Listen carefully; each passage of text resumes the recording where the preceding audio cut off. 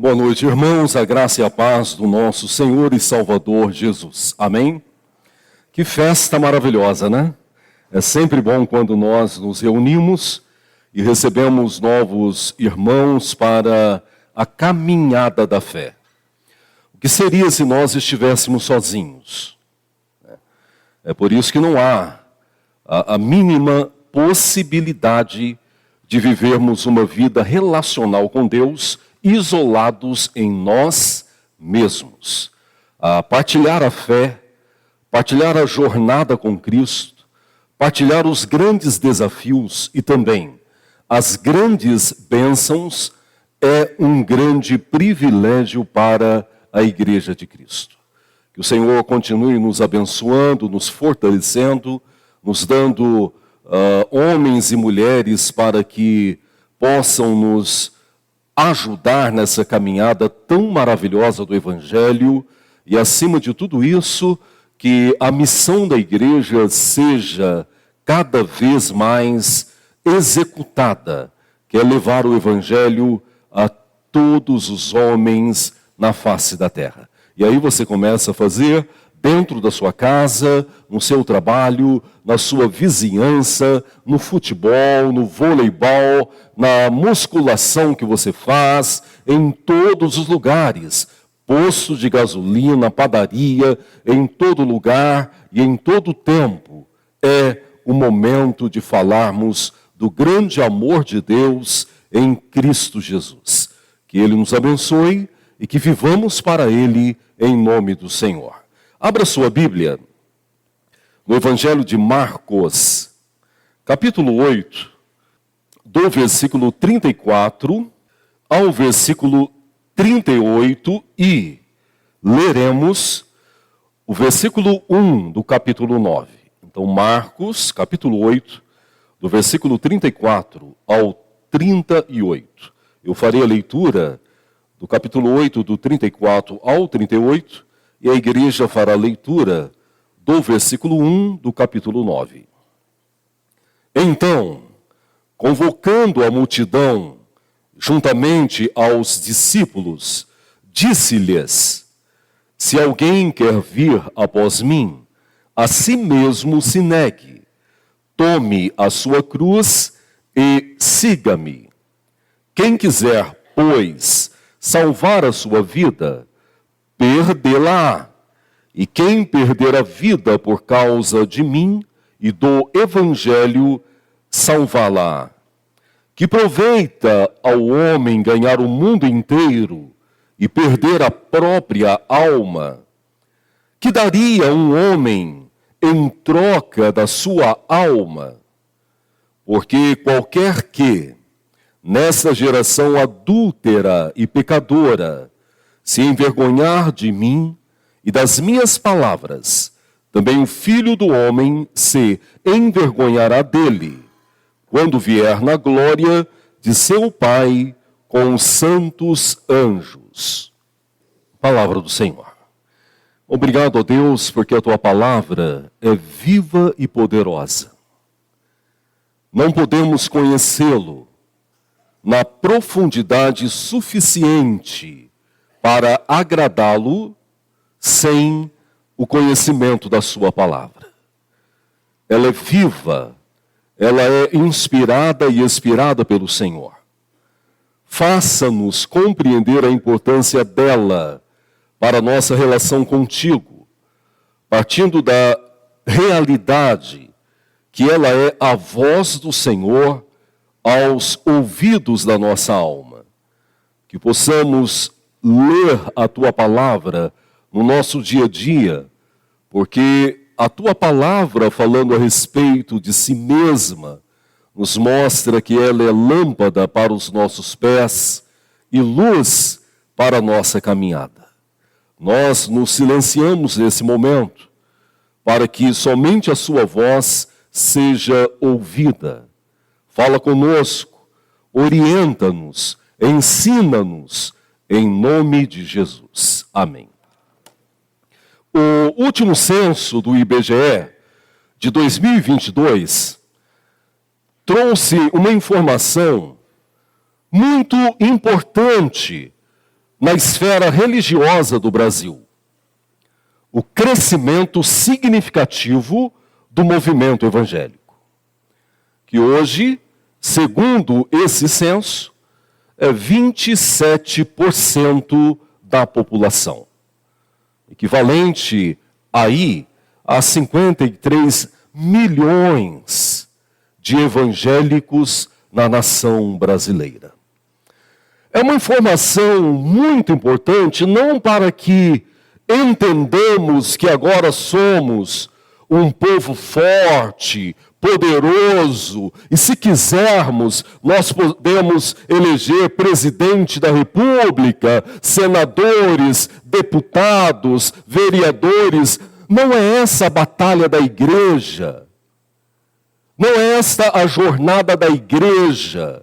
Não é essa a missão da igreja.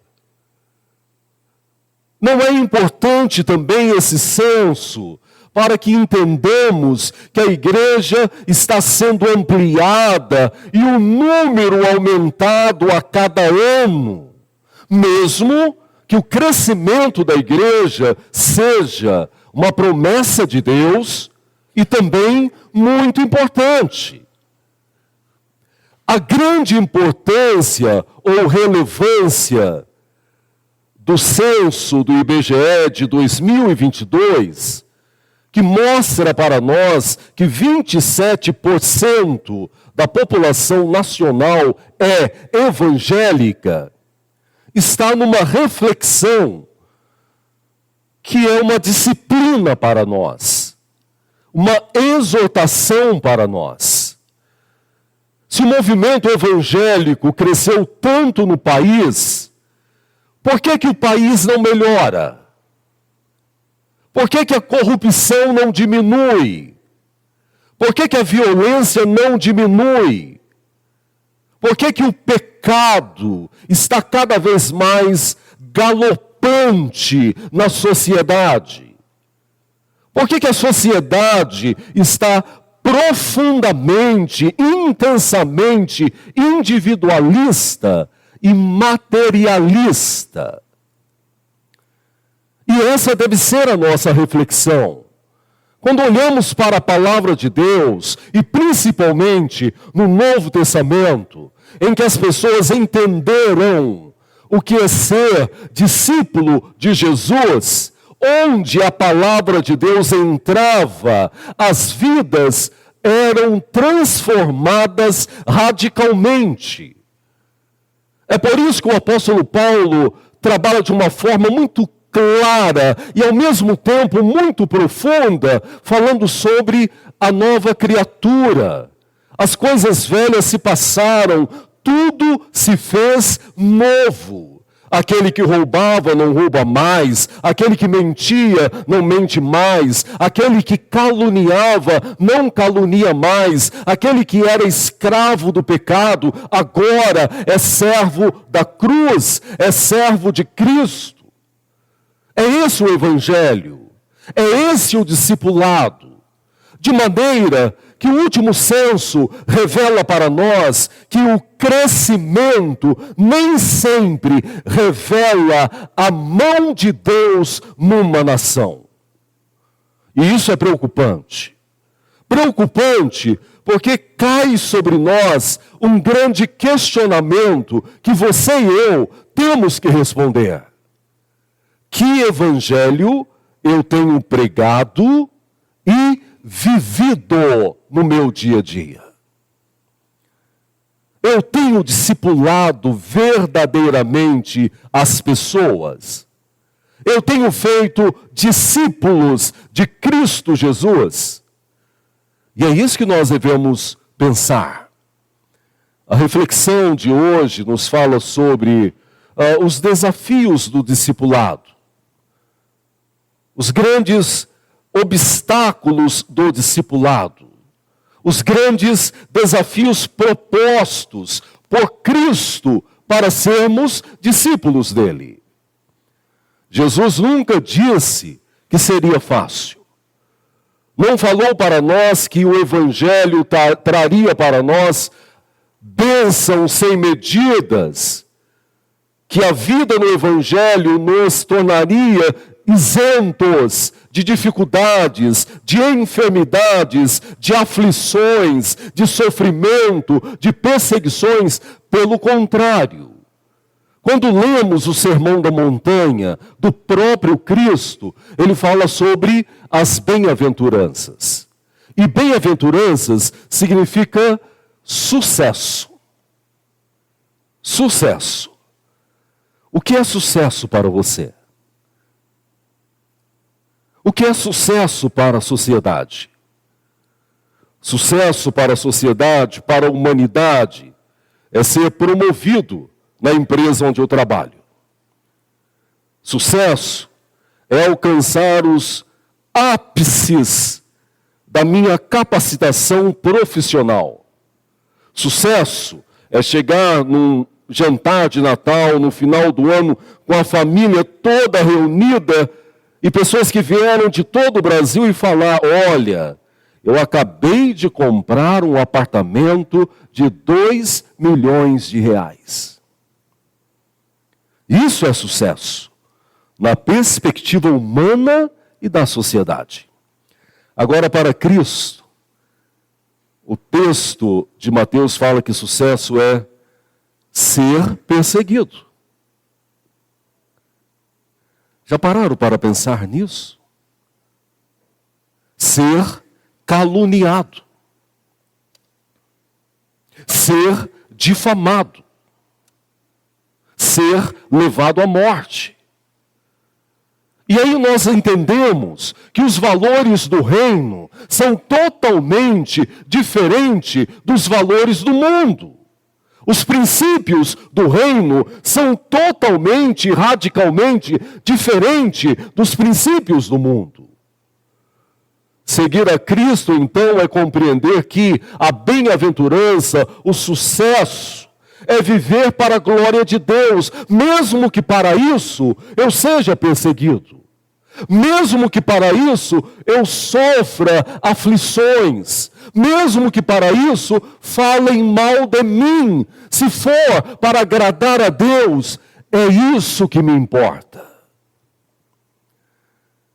Então Jesus nos promete caminhar conosco, mas nunca nos prometeu um evangelho barato, fácil, de sucesso na perspectiva humana. O texto de Marcos é altamente instrutivo para nós. Jesus havia conversado com os discípulos. Tem 2 momentos muito claros aqui. O contexto anterior fala da conversa de Jesus com os 12. Jesus chegou para eles e falou: eu vou ser morto. E Pedro não aceitou. Pedro o chamou de lado e o exortou. Como que nós somos tupetudos, não é verdade? E isso não é uma característica só de Pedro. Quantas vezes eu chamo a atenção de Deus? Quantas vezes eu falo com ele como se ele não soubesse o que está fazendo? Daí Pedro chegou para ele, chamou de cantinho, sabe? E falou: que história é essa? Tem que parar de falar isso. Quem que vai te matar? Você não pode morrer. Essa é a perspectiva textual. E daí Jesus falou para ele: afasta-se de mim, Satanás. E aí tem uma questão muito séria. É possível que alguém, no meio do corpo de Cristo, que não esteja focado na cruz de Cristo, seja usado pelo diabo? É por isso que nós devemos buscar a santidade em cada momento. É por isso que a espiritualidade é fundamental para nós. É por isso que as devocionais diárias são vitais para a vida com Deus. Jesus o exortou, chamou o grupo novamente e disse: para vocês, os valores são terrenos. Vocês não compreenderam os valores eternos ainda. Pedro e vocês estão preocupados com aquilo que é daqui, da terra. Ele está falando de uma perspectiva política. Eles ansiavam por um libertador forte, poderoso e que colocaria Israel no status de a nação mais importante do mundo. Daí Jesus falou: o meu reino não é esse. Depois de exortar os discípulos, ele chama a multidão e agora prega sobre os desafios do discipulado. E vamos olhar então quais são esses desafios na perspectiva de Cristo Jesus. Leiam, por gentileza, o versículo 24. Amém. Primeiro desafio na primeira parte do versículo 34. Se alguém quer vir após mim. Tem que ser um desejo da alma. Ser discípulo de Cristo é uma escolha. E nós ouvimos hoje no sermão do reverendo Marcelo. A salvação é pela graça. A graça é irresistível. Nós não escolhemos. É monergismo. É uma ação única de Deus. Porque Ele nos amou primeiro. É Ele quem chama o pecador. Porque se dependesse de mim, eu não o escolheria. Ele nos chamou pela graça. E pela fé, nós respondemos ao seu chamado. Agora, ser discípulo é uma responsabilidade de cada um. É quando nós entendemos que Deus não invade a esfera da nossa vida. Deus não coloca um cabresto em nós e nos arrasta para que nós vivamos conforme Ele quer que vivamos. A expressão da graça é maravilhosa porque Deus nos oferece todos os recursos possíveis para que nós tenhamos uma vida que o agrada. Essa é a grande verdade. A grande questão que eu preciso responder para mim é: eu estou usando estes recursos para viver para a glória de Deus? É realmente o prazer da minha alma seguir a Cristo Jesus? Nós estamos numa época em que se fala muito sobre seguidores, né? Principalmente no Instagram. Principalmente. E todos que têm o Insta sabem do que eu estou falando. É interessante porque tem pessoas que quando alcançam 100 seguidores, fazem uma festa virtual, 500, 1.000, né?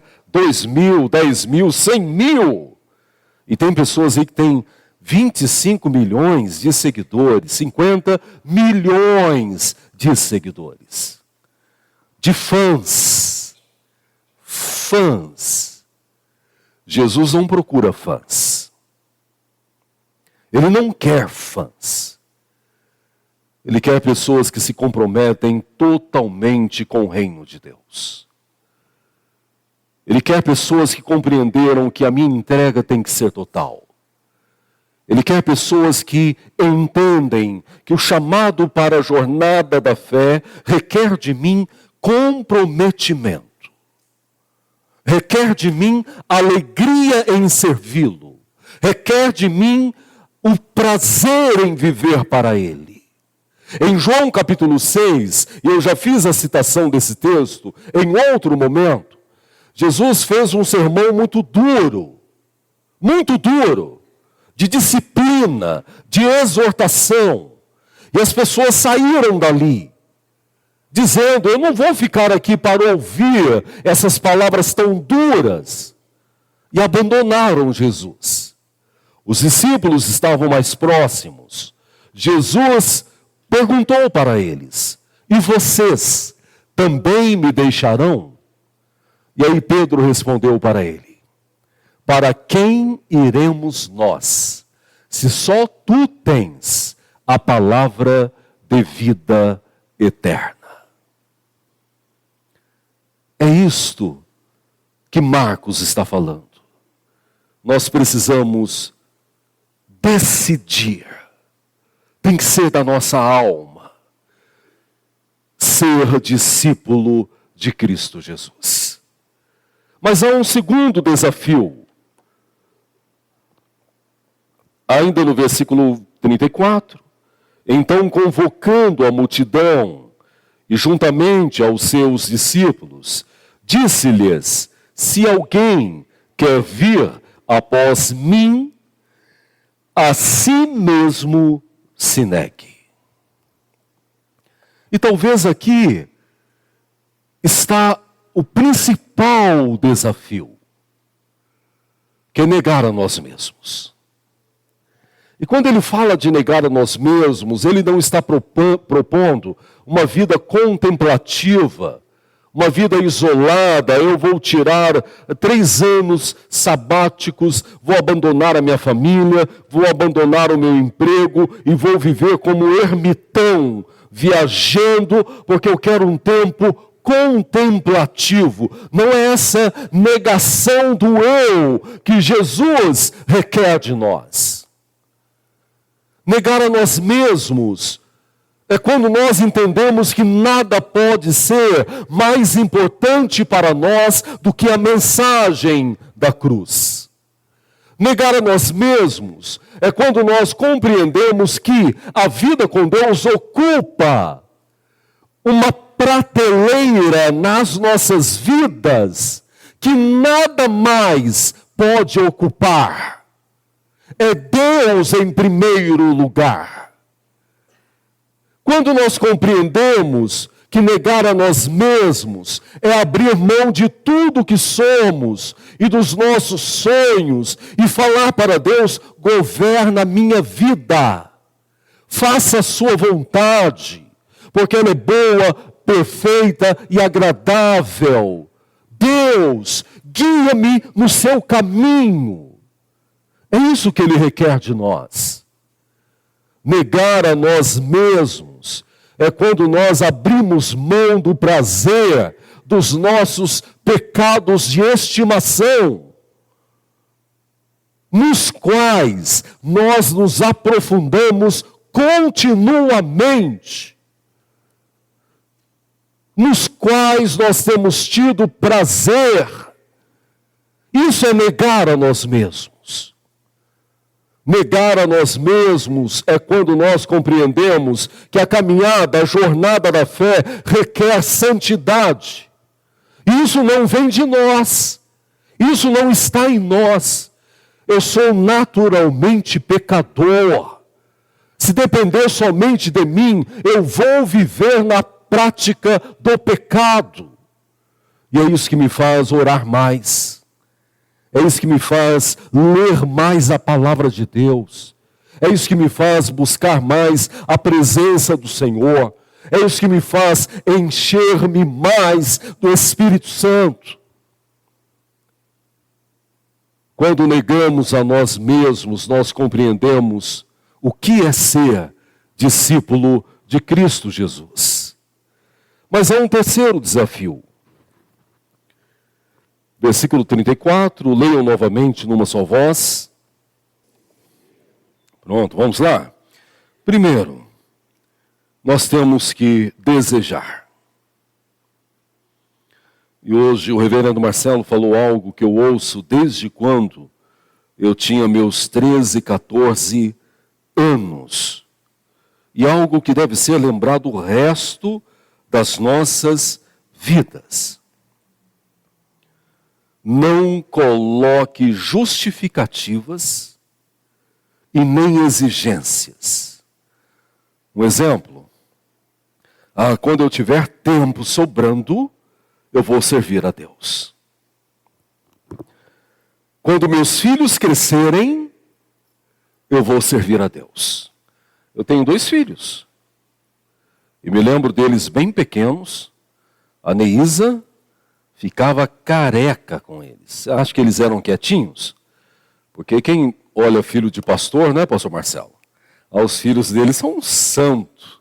Ora o dia inteiro, canta o dia inteiro. Não tem nada disso. Não tem nada disso. E esses 2 deram um baita de um trabalho. Já falei aqui uma vez, eu auxiliei a primeira igreja em Campinas. Gabriel tinha 1 ano de idade. E ele tinha um amiguinho, que é amigo dele até hoje, o Natan, da mesma idade. 1 mês de diferença. Esses dois punham a igreja numa confusão, numa correria. E a Neísa foi várias vezes buscá-los debaixo da mesa da ceia. Entrava aqui e ficava uma zoada. Nós vivemos essas realidades que vocês vivem. Em Ilhéus, uma irmã nova convertida, está firme lá de uma forma maravilhosa. Ela é professora de crianças, muito ativa na igreja. E ela chegou com um garotinho dela, também da idade do Gabriel, mas já maiores, de 7 anos. E o garoto era terrível. E daí um dia ela me chamou e falou: pastor, eu vou parar de vir um tempo, até meu filho crescer, melhorar, e daí eu volto a frequentar. Daí eu falei para ela: você viu os meus filhos? Por que você vai parar de vir? Daí ela não parou. E ela está na igreja, o marido se converteu há pouco tempo, a filha é membro da igreja, e o garoto hoje tem 18 anos, é servo de Deus também. Então não espere, não espere. Você não sabe se vai viver amanhã. Você não sabe se seus filhos estarão vivos amanhã. Quem sabe da sua vida? Então não coloque regras, não coloque justificativas. Quando eu me aposentar, não é isso, Patrícia? Não é isso que a gente fala? Eu vou ter tempo para servir a Deus. Não vai. Não vai. Entenda isso. Ou Deus é a prioridade das nossas vidas, ou jamais Ele será. Essa é a grande questão. Segundo que nós vimos, eu preciso negar a mim mesmo. E aí tem a ver com o primeiro. Então não espere aposentar, não. Às vezes você vai chegar aqui arrebentado, cansado. E aí tem crente que acha ainda, Fabiano, é fácil o pastor falar sobre isso. Ele não trabalha na minha empresa. Se Deus pudesse te dar um dia de pastor, eu ficaria grato a Ele para eu ficar um dia na sua empresa. Um dia só. Não é fácil ser pastor, não. Quem pensa aí que pastor, fica tranquilo lá na casa dele, passa um dia comigo. Nunca ninguém falou: pastor, eu quero ficar um dia contigo. Ver como que o senhor vive, como que o senhor faz, quero visitar, e aí você vai ver como é bom. Tem gente que fica comigo 1 hora que vê a correria aqui, que já fala: meu Deus do céu, como que o senhor aguenta? Não é isso, pastor Marcelo? É a graça de Deus sobre nós. Então não espere a sua vida ficar fácil. Eu tenho que negar a mim mesmo. E terceiro, vamos ver o que Jesus está falando para nós. Tome a sua cruz. Se você veio para o Evangelho esperando coroa, eu estou com toda certeza que você está enganado. Tá? Tem crente aí que quer coroa. Enquanto Jesus prometeu o quê? Cruz. Cruz. Para nós hoje a cruz perdeu sentido. Tem cruz de ouro, cruz de diamante, de madeira. Me lembro de um teólogo que dizia: é fácil carregar a cruz no peito. O difícil é ter peito para carregar a sua cruz. Essa é a questão aqui. Sabe do que Jesus está falando, gente? Ele está falando de um contexto de crimes na sua época, em que os homens mais violentos e que tinham as penas mais agravadas eram crucificados. Sabe como isso acontecia? Ficava um poste no lugar da crucificação, de madeira, e o condenado tinha a parte horizontal da cruz colocada sobre as suas costas. E ele carregava aquilo até o lugar da sua crucificação. Essa é a realidade. Está vendo que o Evangelho não promete nada que muitas pregações aí têm prometido? O Evangelho não promete que você vai ser milionário, não promete que a sua família que vive dificuldades psicológicas será curada 100%. Pode acontecer, Heider? Pode. O nosso Deus é o Deus dos impossíveis. Ele pode curar um câncer terminal, ele cura. Ele cura. E tem pessoas aqui que testificam isso. Mas não é essa a promessa. A promessa é que, mesmo num câncer terminal, mesmo numa crise existencial profunda, mesmo num problema que pareça não ter solução, Ele sempre estará conosco. E é isso que faz diferença. Você está pronto para tomar a sua cruz? Para carregá-la nas suas costas? E aqui, gente, não está falando de enfermidade, não. Porque enfermidade até o ímpio passa. De desemprego, não é isso? Até o ímpio passa. De crises conjugais. Tem crente que na crise olha para a esposa, essa é a minha cruz. Não é, Glauber? Ou ela olha para ele e fala, aí pastor, a minha cruz. Não é isso não. Não é isso não. Só leva a cruz quem está disposto a morrer. É disso que Jesus está falando. Você está disposto a morrer por Ele? E morrer por Ele nem tem a ver com a questão literal não, tá? Tem acontecido em muitos países. Tem homens, mulheres, crianças sendo assassinados porque professam o nome de Cristo Jesus. Se um dia vai acontecer isso no Brasil, não sei, mas tenho medo. Tenho medo, sabe por quê? Porque eu nego a Jesus por coisas menores. Pensa isso e colocar uma arma na minha cabeça e falar, ou você morre temendo o seu Deus, ou você vive negando Ele. Por coisas menores eu deixo de viver para Ele, de servi-lo, de adorá-lo. Então eu temo. Mas aqui Jesus está falando que eu tenho que estar disposto a carregar aquilo que significa a minha morte. E hoje, novamente, ouvimos isso de manhã. Você está morto para o seu pecado? Você está morto para a sua inclinação pecaminosa? Porque quem está vivo para Cristo está morto. Essa é a grande realidade. O texto ele finaliza concluindo o seguinte: quem quiser, pois, salvar a sua vida, perdê-la. Estão entendendo? Aquilo que para nós tem valor não é valor. Aquilo para nós que significa sucesso não é sucesso.